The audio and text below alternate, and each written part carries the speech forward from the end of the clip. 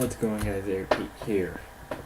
Today is episode 2 of Race Review. But first,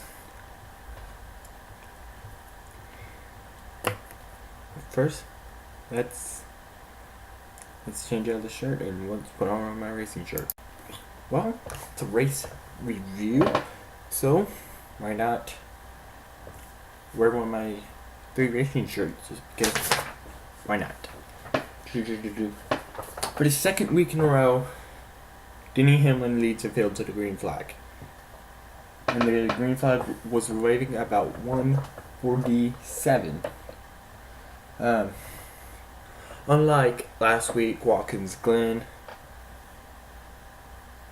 a spin, no caution if they came back going. But at oval tracks like Michigan, no matter if you spin,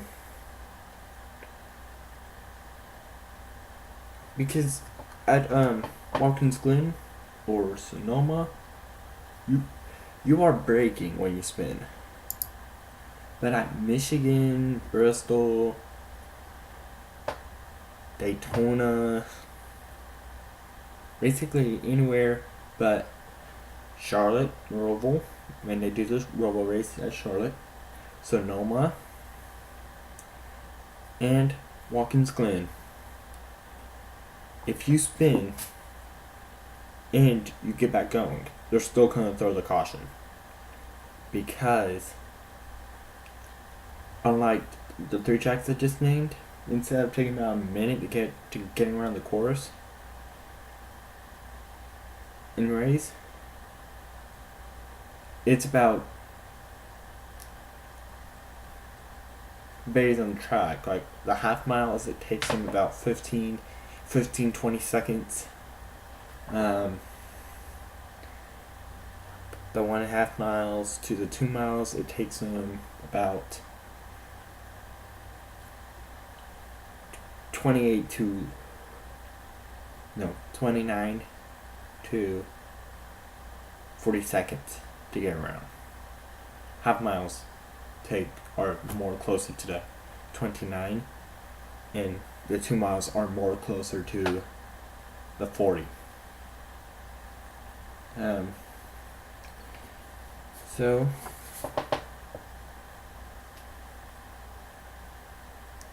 what's the next thing? Like Eric Jones did get back going, but like I said, they still had to throw a caution because only taking like a minute and a half to get around. To do 1 lap in the green, it takes them 30 to 40 seconds, and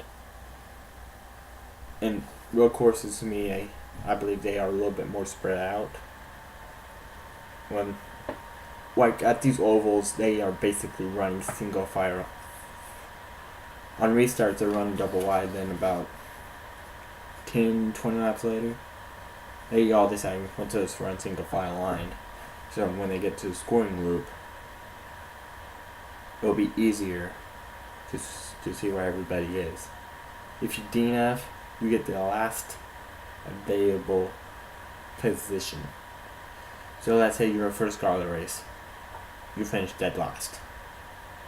Like it could be lap 190, and no one crashed yet, and then suddenly you slam the wall with 2 laps to go. You will still finish dead last because you did not finish the race. But and then 3 laps after we went back to the green flag, 3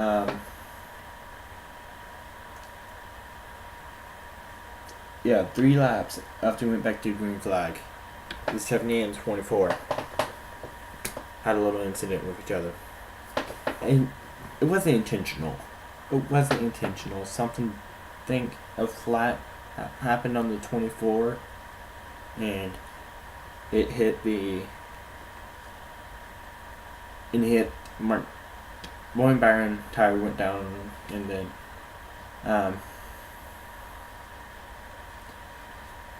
then hit Martin Truex Jr.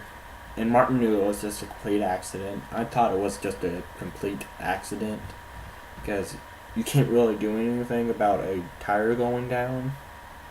So, and then we went back racing for about 5 laps until lap 20. And then lap 26, we had a scheduled caution. It was not the end staging caution. It was a scheduled caution. Or what they call it, the competition caution.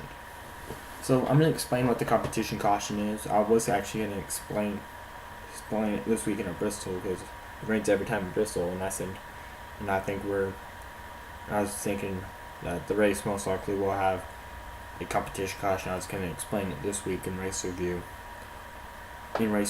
but for Bristol. But I'm gonna explain it in this episode of race review. I'll explain it again on Wednesday or Friday. No, Wednesday or Thursday. Or whenever I'm not working. So what the competition caution is.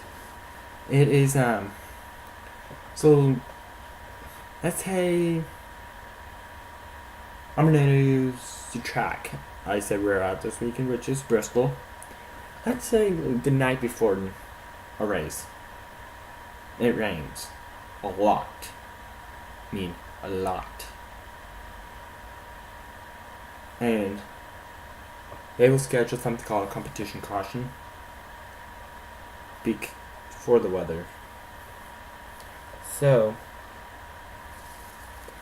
what that means is after all 40 cars stick around on that one, not all 40 cars, all the lead lap cars.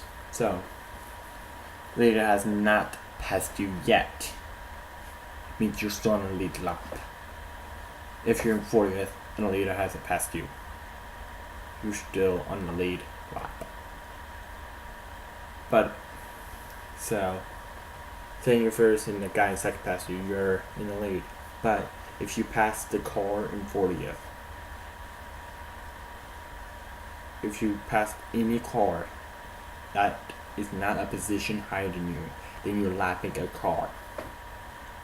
And so all the lead, and then everybody else is on something called lead lap. That means the leader has not got to you yet, but they could get to you. So all the cars on the lead lap had to be past the start and finish line.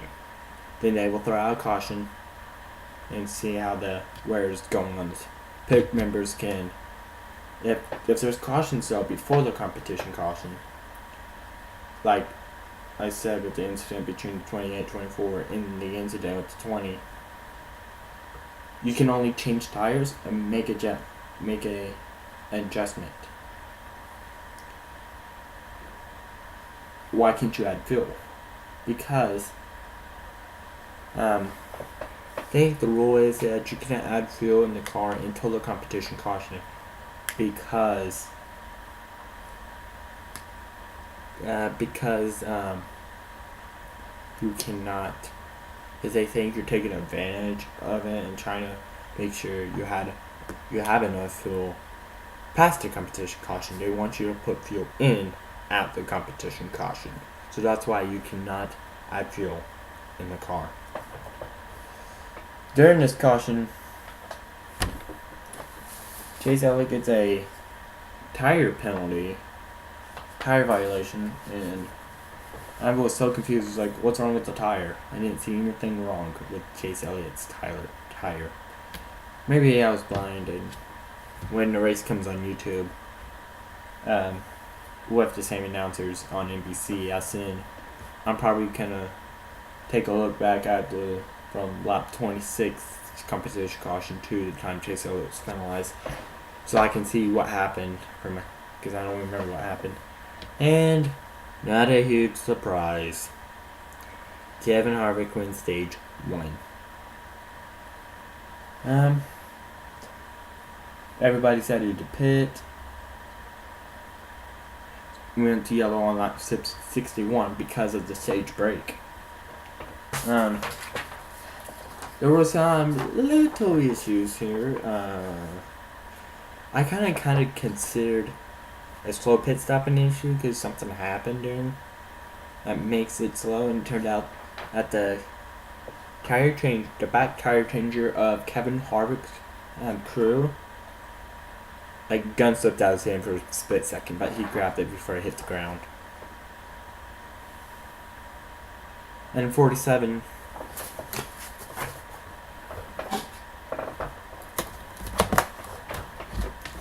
I'll show you what happened with 47 in my car. My 11 car. Let's see. Need something that could work as pit room. Can work as pit stop. That. Complete lineup. Okay. So we're gonna use my 11 car again. So my iPod is the pit. It's like where the members are, and then there's like 2 lines. I just do.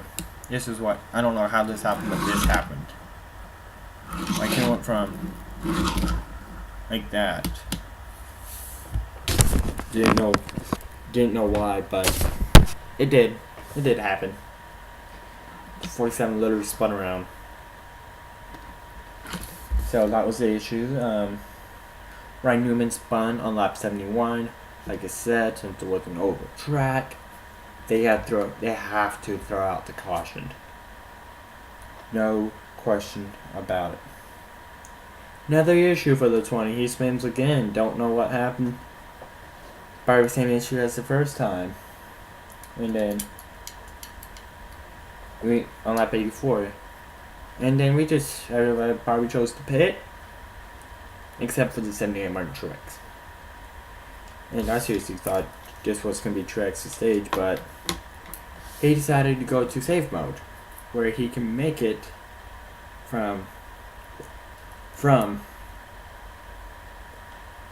like lap, where he can make the whole 60 laps. He went to safe mode, but I think he went, no. He was on a comfortable. I thought he was going to be at least in the top 5.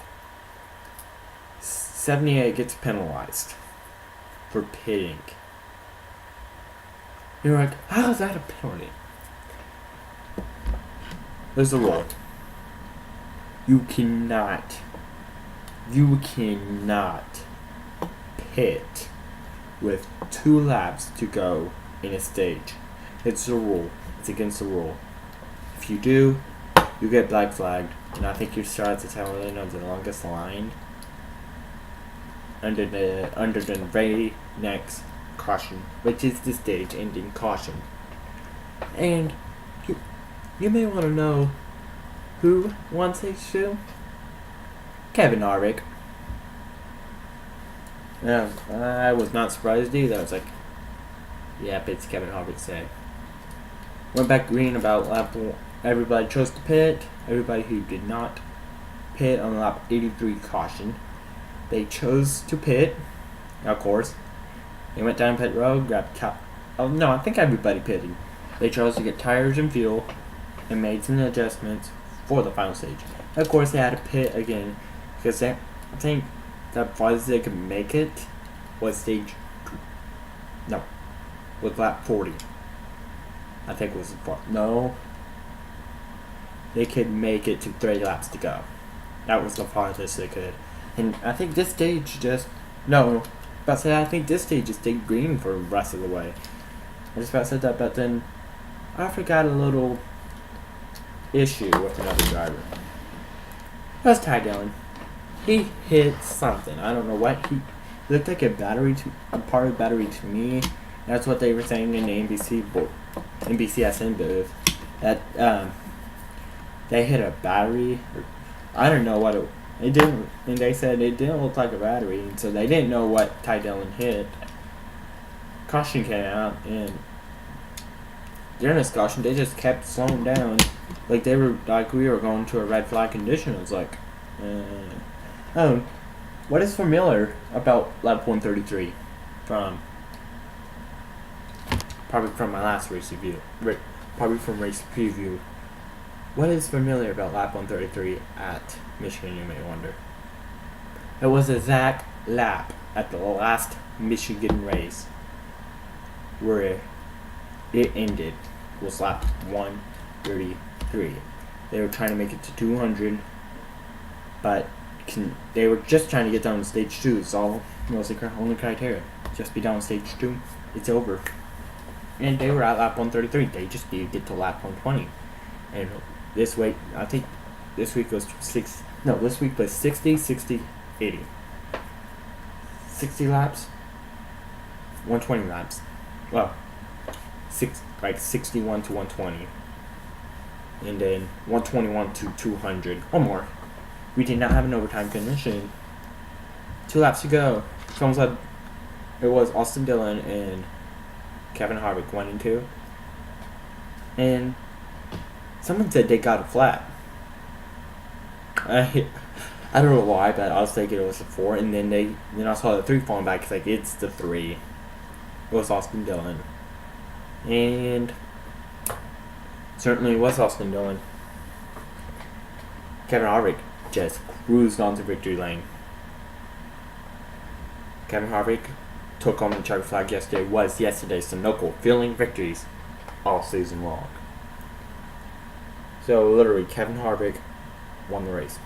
And he was in my lineup, of course. There's only 3 people in my lineup: Kyle Busch, Kevin Harvick, Martin Truex Jr. And y'all may want to know, where did the big 3 all finish? I just mentioned Kevin Harvick finished first.